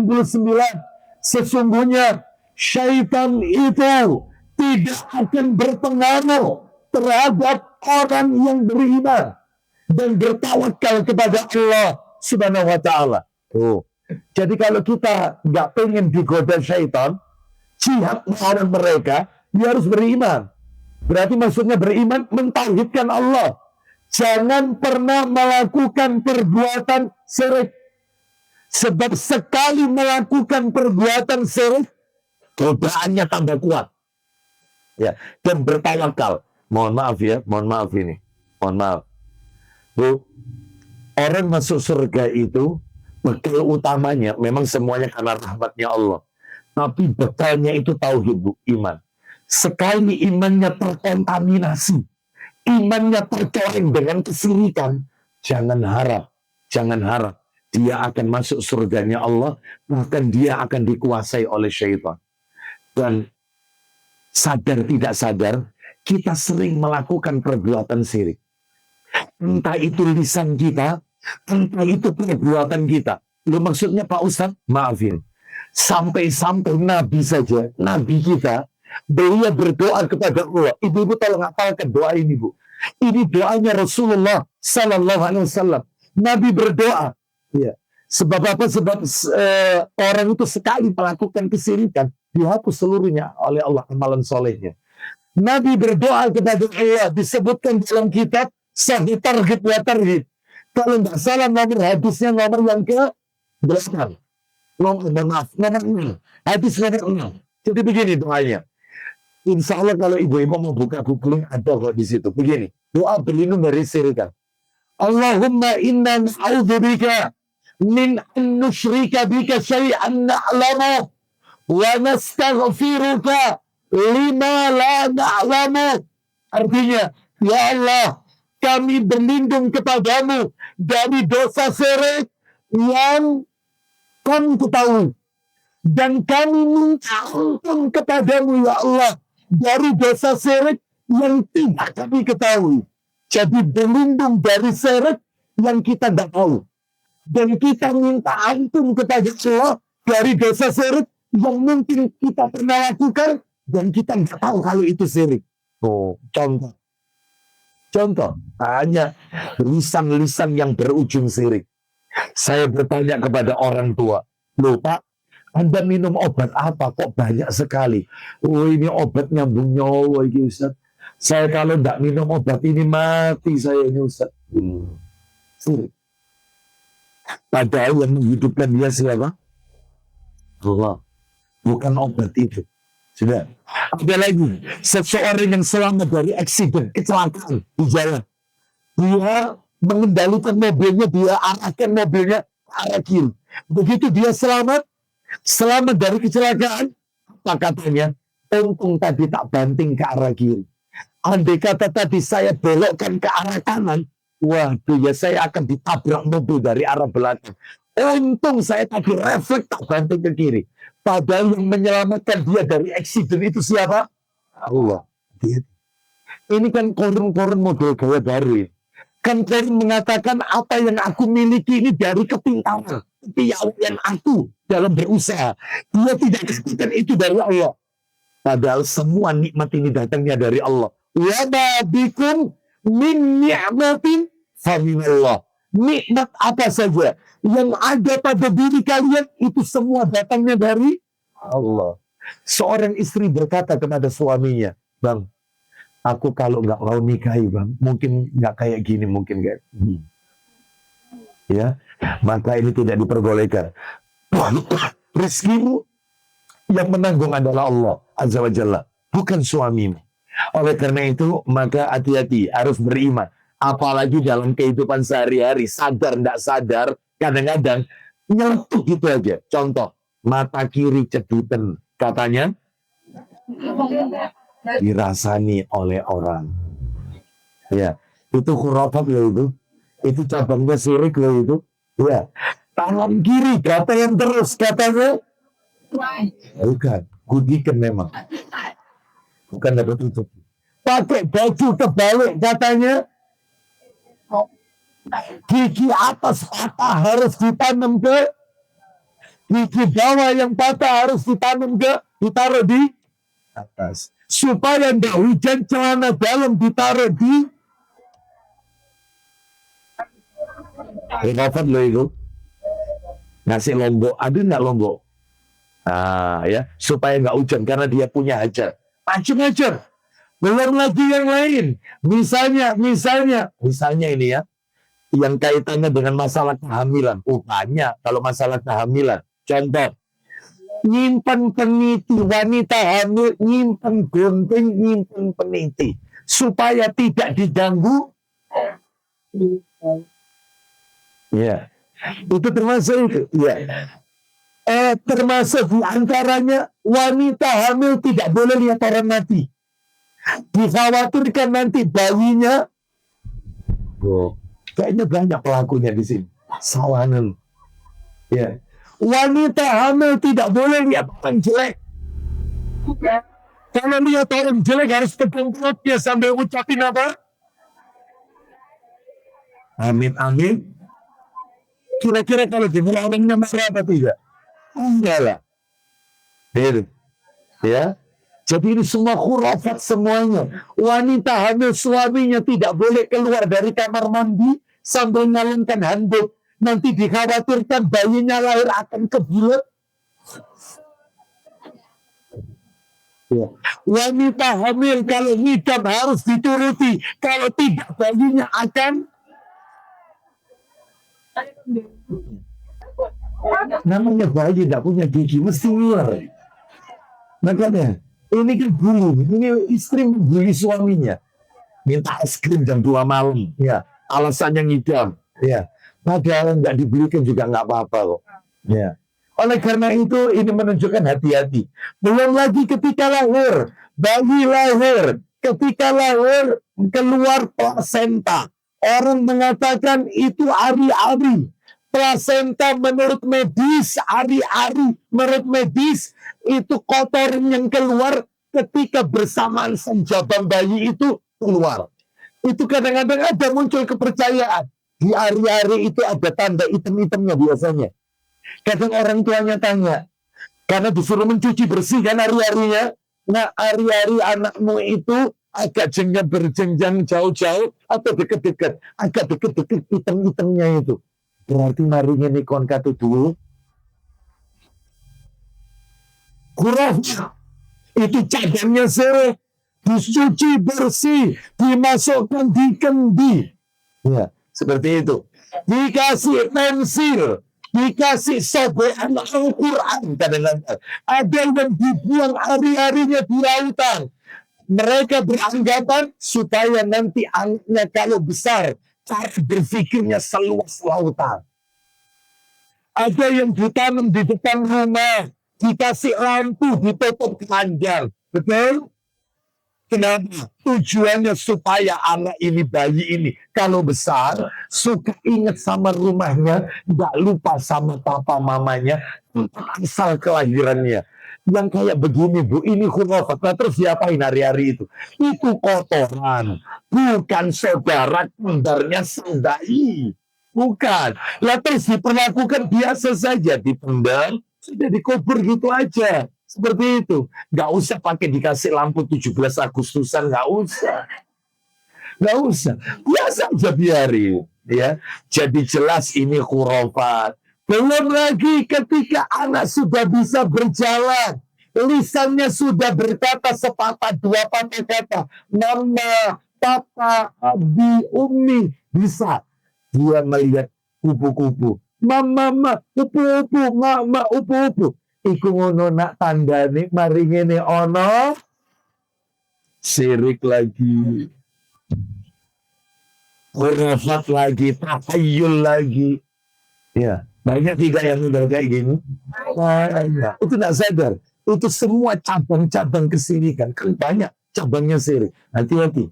Makanya kita minta ampun kepada Allah dari dosa syirik yang tidak kita ketahui. Ya, makanya harus beriman dan bertawakal kepada Allah Subhanahu wa taala.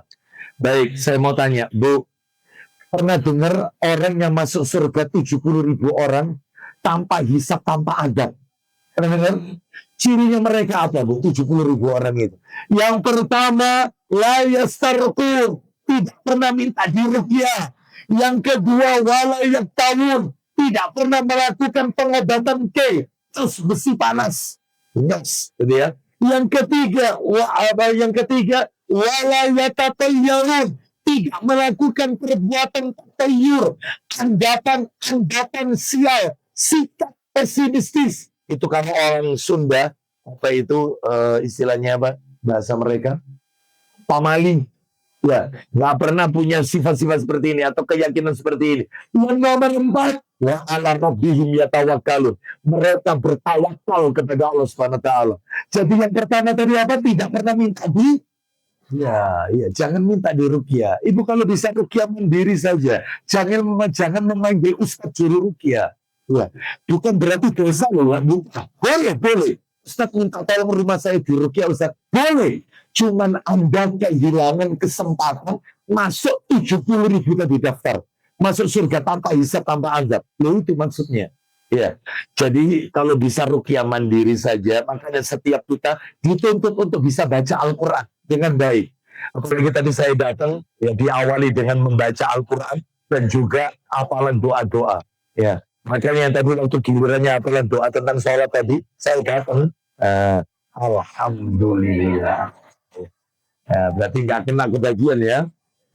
Baik, jadi apalkan Bu, apalkan ya, seperti itu. Terus yang kedua, yang kalau tidak melakukan pengobatan apa tadi? Touch besi panas. Nah kalau hilangkan tato Ustaz, pakai laser, itu bukan termasuk termasuk hitam laser, itu bukan itu murni di zaman Nabi, murni orang kalau terluka menghentikan kendaraan itu besi atau pisau atau senjata tajam dipanaskan terus nyos supaya mati. Nah itu namanya namanya. Yang nomor 3, wala yatatayyarun, tidak tatayyur. Ibu-ibu yang pernah baca surat Yasin itu ada loh tentang masalah tatayyur. Qalu inna tatayyarna bikum, kan itu ya. Terus ada lagi kan, qalu ta'irukum ma'akum a'in dzukirtum. Nah, itu ya, tatayyur, ya, anggapan-anggapan sial. Misalnya dengan mengatakan kejatuhan cicak pertanda sial, mau keluar rumah ada ular lewat pertanda sial, sehingga dia tidak mengurungkan niatnya untuk keluar rumah, nabrak kucing pertanda sial, supaya tidak sial kendaraannya disiram dengan air kendang. Ini serik semuanya, serik semuanya ini. Tidak dari tawakal. Dan yang nomor 4, mereka tawakal. Nah ini, makanya orang kalau beriman terus tawakal, nggak mungkin digoda syaitan. Nomor 2, menjadi orang yang ikhlas. Orang yang ikhlas dalam beribadah. Menjadi orang yang ikhlas dalam beribadah. Ya, saya mau tanya kepada ibu-ibu. Ya, siapa di antara ibu-ibu yang tahu definisi ikhlas? Ikhlas ialah, sebelum tak tunjukkan ayatnya. Ikhlas ialah, ada yang tahu apa itu ikhlas? Ikhlas itu mudah diucapkan. Ya, baik, kita dengarkan dulu ya ayatnya. Apa betul orang itu kalau ikhlas nggak mungkin digoda syaitan, bahkan tidak mungkin digoda iblis. Bungkotnya langsung. Nggak mungkin digoda jin, langsung pemimpinnya, yaitu jin kafir. Nggak mungkin, yaitu iblis maksudnya. Mana dalilnya? Surat 38. Surat 38 ayatnya 82 dan 83. Ayat 82 dan 83. Surat 38, ayat 82 dan 83. Nanti ibu-ibu perhatikan baik-baik ayatnya. Di situ Allah SWT menyebutkan, terutama ayat 83, illa ibadaka minhumul mukhlasin. Mukhlasin, ikhlas. Kita dengarkan ayatnya. 82, 83. Surat 38. Allah Ta'ala berfirman, قال لعزتك لأغوينهم أجمعين إلا المخلصين. Allah Ta'ala berfirman, ayat 82. Iblis menjawab, demi kemuliaanmu. Ayat 82, 83 ya. Demi kemuliaanmu, pasti aku akan menyesatkan mereka semuanya. Itu katanya iblis. Lalu ayat 83, iblis sendiri yang jawab. Iblis yang menjawab, kecuali hamba-hambamu yang ikhlas di antara mereka. Mukhlasin, mereka yang mukhlis, ikhlas di antara mereka. Berarti orang itu kalau ikhlas, nggak mungkin terkena godaan iblis, syaitan, ori. Nggak mungkin. Nggak mungkin. Nah, ikhlas itu kayak apa? Ibu-ibu kalau kepingin tahu definisi ikhlas, gampang Bu. Mudah sekali. Jawabannya gini Bu. Panjenengan kalau ditanya ikhlas itu apa? Jawab aja. Ikhlas itu seperti nama surat Al-Ikhlas. Tahu surat Al-Ikhlas? Surat favorit ibu-ibu sekalian ketika sholat. Kenapa kok seperti surat Al-Ikhlas? Jawabannya, karena di surat Al-Ikhlas, jika kita baca, tidak terlihat tulisan ikhlas ayatnya. Jika kita baca, kita dengarkan, tidak terdengar lafaz ikhlas. Contoh, Qul huwallahu ahad. Gak ada tulisan ikhlasnya. Dan kita gak dengar, yaitu lafaz ikhlas. Allahus samad. Gak ada ikhlasnya. Lam yalid wa lam yulad. Gak ada terlihat kata ikhlas, terdengar lafaz ikhlas. Walam yakul lahu kufuwan ahad. Dan tidak ada terlihat ikhlas. Jadi maksudnya Pak Ustadz, berarti ikhlas itu orang yang beribadah gak pengen dilihat orang dan tidak pengen seperti ayatnya, tidak terlihat dan tidak terdengar. Itulah ikhlas. Ibu-ibu pengen jadi hamba yang ikhlas, jangan pengen dilihat orang ibadahnya dan jangan pengen didengarkan orang ibadahnya. Nah, itu baru ikhlas. Ya. Ini anjing hitam apa anjing? Kalau anjing hitam Tirmidzi, izin dulu sama tetangga. Bu, saya mau membunuh anjing panjenengan. Berdasarkan Tirmidzi 1486. Rasulullah yang kira-kira rame apa enggak Bu? Kira-kira? Ya, baik kita lanjutkan. Baik, langsung diam. Ya, karena takut dibunuh soalnya. Baik, kita lanjutkan ibu-ibu sekalian. Jadi itulah ikhlas, definisi ikhlas. Ya, orang yang beribadah ikhlas karena Allah. Baik, ibu-ibu tahu, pernah dengar tidak, orang yang pertama kali masuk ke neraka itu berapa orang, Bu? Orang yang pertama kali kulitnya bersentuhan dengan neraka 3 orang. Dan siapa 3 orang itu? Yang pertama mati syahid, yang kedua ahli baca Al-Quran, qari termasuk ustaz yang menyampaikan ilmu Al-Quran, yang ketiga orang kaya raya dan dermawan, ahli sedekah. Kok bisa nasibnya pertama kali? Jadi sebelum penduduk neraka masuk, 3 orang ini dulu masuk ke neraka. Penduduk pertama neraka. Kenapa? Bagaimana ceritanya? Singkat cerita aja, Bu. Orang yang pertama kali dipanggil oleh Allah orang mati syahid. Ini riwayat Muslimnya. Riwayat Muslim. Orang mati syahid, Allah bertanya. Bukan berarti Allah tidak tahu. Allah tahu. Tetapi Allah hendak menguji kejujuran orang tersebut. Apa yang kau lakukan ketika di dunia? Orang ini jawab, aku di dunia berperang membela agamamu. Dan aku tahu mati syahid, ya Allah. Ya, aku mati syahid. Ibu tahu jawabannya Allah. Kamu malaikat yang ada di kanan kiri kita, kanan kiri kita, yang kolong katanya namanya Rokib dan Atid, itu padahal bukan. Rokib Atid itu bukan nama malaikat. Rokib dan Atid itu nama tugasnya, bukan nama malaikatnya. Malaikat pencatat dan malaikat yang mengawasi juga ikut mengatakan, kamu dusta. Kenapa? Ternyata diungkap isi hatinya oleh Allah. Karena engkau ketika berperang ingin disebut orang yang gagah berani ketika berperang. Bu, siapa yang tahu hati manusia? Yang tahu hanya Allah Azza wa Jalla. Makanya panjenengan jangan suka tergiur dengan casing. HP itu jadi bagus karena casingnya. Kita nggak tahu isi hatinya orang. Jangan lihat orang itu, ya Allah, kalau lihat orang ini surga kayak, oh nggak bisa. Anda nggak tahu hatinya orang. Lihat orang ini tadi. Menurut orang lain, orang ini gagah berani, ingin dalam agama Allah sampai tewas tapi syahid. Menurut orang, tapi menurut Allah ternyata ria. Ingin disebut orang yang gagah berani. Gara-gara ria masuk neraka. Begitu juga si ustaz nomor 2. Begitu juga orang yang kaya raya. Salah niatnya. Lawang nuntut ilmu gini ini niatnya macam-macam. Macam-macam. Ada yang nuntut ilmu di majelis ta'lim Suraya yang niatnya ikhlas karena Allah. Ingin mengikis kebodohan yang ada dalam dirinya. Saya Ustaz ta'lim ini supaya saya lebih dekat dengan Allah. Supaya selalu ingat dengan akhirat. Saya taklim itu untuk mengikis kebodohan yang dulu saya nggak pernah belajar agama supaya saya ngerti Islam ini isinya apa. Oh bagus ini. Tapi ada orang itu yang taklim niatnya itu, ya Allah sumpah ya daripada anus mending taklim aja ketemu konco-konco. Nah niatnya berubah. Ada lagi saya itu mulai pagi belum sarapan tak taklim aja sore gue oleh anu apa lagi. Soto ya katanya.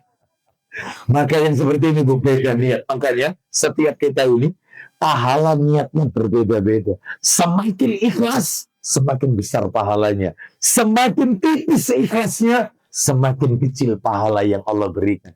Yang mengetahui besar kecilnya kadar pahala hanya Allah Azza wa Jalla. Bergantung keikhlasan kita. Bisa menjadi istri yang ikhlas. Ketika dizalimi suami bisa ikhlas kira-kira? Bisa ikhlas? Baik, insya Allah. Mudah-mudahan ibu-ibu ya. Baik, kita lanjutkan. Nomor 3 terakhir, saya tutup nomor 3. Padahal ada berapa tadi?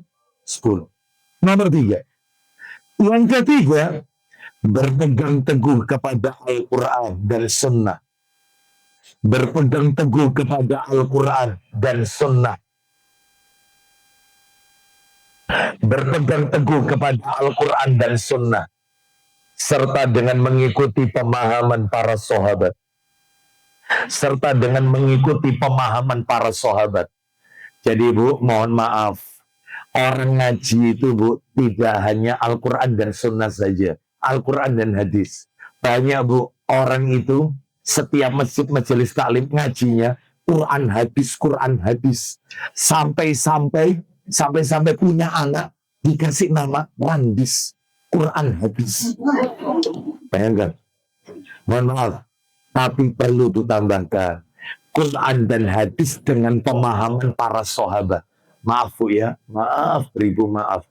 Al-Quran itu Bu bentuknya umum, global, tergantung yang baca. Kalau yang baca Quran itu Bu, maaf ya, saya minta maaf. Kalau yang baca Quran itu adalah orang dari Persis, Quran jadi Persis. Kalau yang baca Quran itu orang LDII, maka dia akan jadi LDII. Ibu tahu, Anda kalau sholat di masjidnya mereka, bekas sholat Anda dipel atau tidak? Anda pernah tanya, apa sebabnya? Mereka pakai ayat Al-Quran. Tergantung siapa yang baca. Kalau yang baca orang Muhammadiyah, akan jadi Muhammadiyah. Kalau Al-Quran yang baca oleh teman-teman kita di NU Nahdlatul Ulama, Quran itu akan menjadi Nahdlatul Ulama. Kalau yang baca Al-Quran itu adalah mereka yang suka ngebom sana, ngebom sini, teroris, maka akan jadi seperti itu. Lalu mereka ngebom itu pakai dalil Quran. Surat Al-Ma'idah, pakai dasar Al-Ma'idah. Siapa yang tidak berhukum dengan hukum Allah, maka dia kafir. Berarti negeri ini hukumnya tidak pakai hukum Allah. Berarti pemerintahnya, aparaturnya, semuanya kafir. Berarti kalau kafir, halal darahnya. Gak usah kaget. Ngebom sana, ngebom sini. Pakai ayat Quran sama hadis Nabi. Tergantung yang baca. Lah terus yang benar ya apa Ustaz? Nah maaf, sampai ada seorang tokoh yang mengatakan Quran, mohon maaf, jilbab itu tidak wajib. Jilbab itu budaya Arab. Padahal ya seorang pentafsir Al-Quran. Bayangkan, punya kitab tafsir. Bayangkan. Makanya ketika baca Quran tidak cukup, Quran hadis perlu ditambah dengan mengikuti pemahaman para sahabat. Ya. Insya Allah kalau ngikuti pemahaman para sahabat, ngikuti cara beragama mereka, para sahabat Abu Bakar, Umar, Utsman, Ali, radhiyallahu majma'in, Ibnu Abbas, Abu Hurairah, semuanya ngikuti pemahaman mereka. Insya Allah Idul Fitri nggak akan pernah beda. Akan pernah beda. Tapi kalau pemahamannya beda-beda, ada yang Idul Fitrinya 1 hari sebelum pemerintah, ada yang Idul Fitrinya bersama pemerintah, ada yang Idul Fitrinya malah setelah pemerintah, ada yang malah jauh-jauh sebelum pemerintah, ada. Bahkan ada yang Idul Fitrinya harus telepon langsung sama Allah. Ada enggak? Ya, seperti itu ya, Gunung Kidul dan seterusnya ya. Ada yang macam-macam. Kalau dikembalikan kepada pemahaman yang sama, insya Allah tidak akan ada perselisihan di antara kaum muslimin. Mana dalilnya? Orang kalau mengikuti Al-Quran, mengikuti hadis dengan pemahaman para sahabat radhiyallahu anhum ajma'in, maka dia takkan terhindar dari godaan syaitan. Dalilnya surat 43 dibuka. Surat nomor 43. Surat apa Bu? 43 itu Az-Zukhruf ayatnya 36. Az-Zukhruf ayat 36. Allah Ta'ala berfirman, surat 43 ayat 36. Allah berfirman, ومن يعش عن ذكر الرحمن نقيض له شيطانا فهو له قرين. baik, lihat itu. Fahuwa lahu qarin. Tuh, qarin ya, disebut makhluk yang nomor 4 tadi. Saya bacakan artinya. Surat 43 ayatnya 36. Allah berfirman, barang siapa berpaling dari pengajaran Allah yang Maha Pengasih, yaitu Al-Quran, berarti dia berpaling dari Al-Quran, kami biarkan syaitan menyesatkannya dan menjadi teman karibnya, teman yang qori. Nah, gitu ya. Baik, jadi ini Al-Quran. Tambah lagi. Surat nomor 4, An-Nisa. Terakhir ini ayat 115. Ini dalil penutup ini. Setelah itu kita akhiri. Surat 43 ayatnya, surat nomor 4, An-Nisa ayatnya 115. An-Nisa 115. Allah berfirman, ومن يشاقق الرسول من بعد ما تبين له الهدى ويتبع غير سبيل المؤمنين نوله ما تولى ونصله جهنم وساءت مصيرا. baik, kita dengarkan ibu-ibu sekalian. Jadi kalau yang nomor 1 tadi surat apa itu? Az-Zukhruf ayat berapa? Itu bercerita tentang Al-Quran. Yang meninggalkan Al-Quran akan dikuasai oleh syaitan dan menjadi teman akrabnya qarin. Baik. Yang barusan An-Nisa 115 berbicara tentang sunnah Nabi dan para sahabat. Nah, kita dengarkan terjemahannya. Barang siapa menentang Rasul Muhammad setelah jelas kebenaran baginya, berarti tidak mengikuti sunnah Nabi dan mengikuti jalan yang bukan jalan orang-orang mukmin, itu perlu digarisbawahi, dan mengikuti jalan yang bukan jalan orang-orang mukmin, berarti tidak mengikuti para sahabat, tidak mengikuti Rasul, sunnahnya, tidak mengikuti jejak para sahabat. Kami biarkan dia dalam kesesatan yang telah dilakukannya itu. Dan kami masukkan dia ke dalam neraka jahanam. Dan itulah seburuk-buruk tempat kembali. Jadi kalau begitu, yang tidak ngikuti Quran, dikuasai qarin, temannya syaitan, qarin. Yang tidak ngikuti sunnah, ngikuti para sahabat, maka mereka dibiarkan sesat oleh Allah Azza wa Jalla. Dan di akhirat ancamannya neraka jahanam. Waliyadzubillah. Semoga Allah Subhanahu wa taala menjadikan kita orang-orang yang istiqomah dalam mentaati Allah dan Rasulnya dengan pemahaman para sahabat radhiyallahu anhum ajma'in. Semoga kelak Allah wafatkan kita dalam keadaan husnul khatimah. Baik, insya Allah kita akan sambung pada kesempatan-kesempatan yang akan datang. Jika Allah takdirkan kita bertemu kembali, tolong saya diingatkan nanti sampainya di poin nomor 3. Jadi materi ini masih ada kelanjutannya, insya Allah. Baik, karena waktunya saya tidak buka tanya jawab.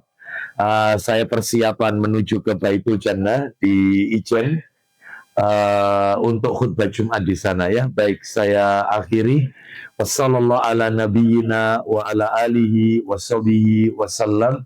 Subhanakallahumma wa bihamdika asyhadu an la ilaha illa anta astaghfiruka wa atubu ilaik. Wa akhiru da'wana anil hamdulillahi rabbil alamin. Assalamualaikum warahmatullahi wabarakatuh. حلو والله ما شاء الله يا سلام يا سلام ما تباركوا يا الله حلو والله